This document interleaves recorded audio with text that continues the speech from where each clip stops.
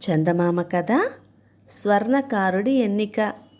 ఆనందపురం జమీందారు జగన్నాథం తన రెండవ కుమార్తె సుందరి పెళ్లి వైభవంగా చేయదలిచాడు. ఆమెకు ఎన్నో విలువైన బంగారు ఆభరణాలు కావాలి.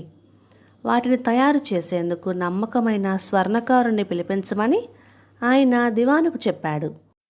ఇదివరకు జమీందారు పెద్ద కుమార్తె మాలతి పెళ్లికి చేయించిన ఆభరణాలలో స్వర్ణకారుడు చాలా కల్తీ కలిపి నాణ్యత లేని ఆభరణాలు తెచ్చిచ్చాడు.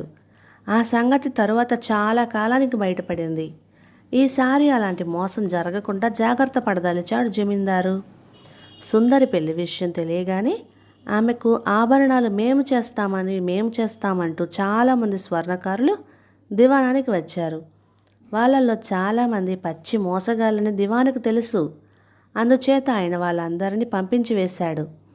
ఆనందపురంలో ఆ ఏడు కొత్తగా వృత్తి ప్రారంభించిన స్వర్ణకారులు ముగ్గురున్నారు.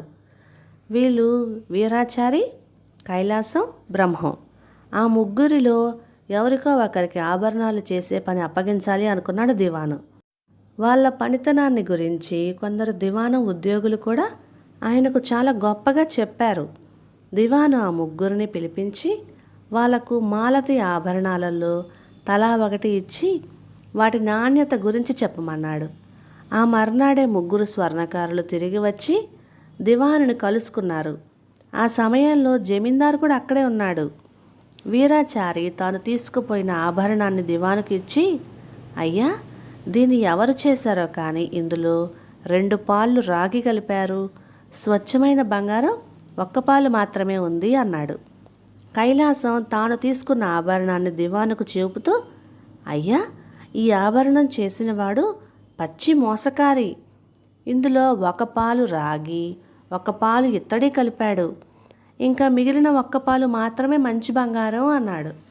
బ్రహ్మం కూడా తనకిచ్చిన ఆభరణాన్ని దివానుకు అందచేస్తూ, అయ్యా, ఇందులో 1 పాలు మాత్రమే స్వచ్ఛమైన బంగారం, మిగతా 3 పాలు బంగారం కాదు అన్నాడు.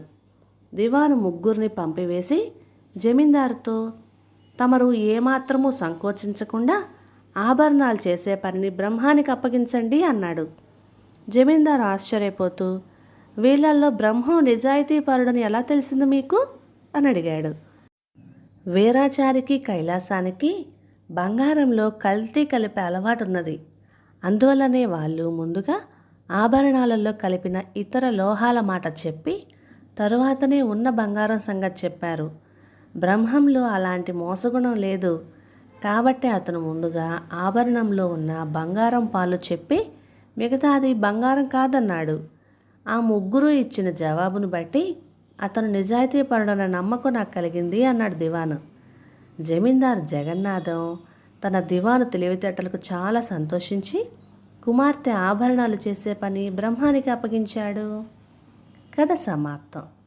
ఈ కథ మీకు నచ్చినట్లయితే ఇలాంటి మరెన్నో తెలుగు చిట్టిపొట్టి కథల కోసం please like, share and subscribe to my channel. Thank you.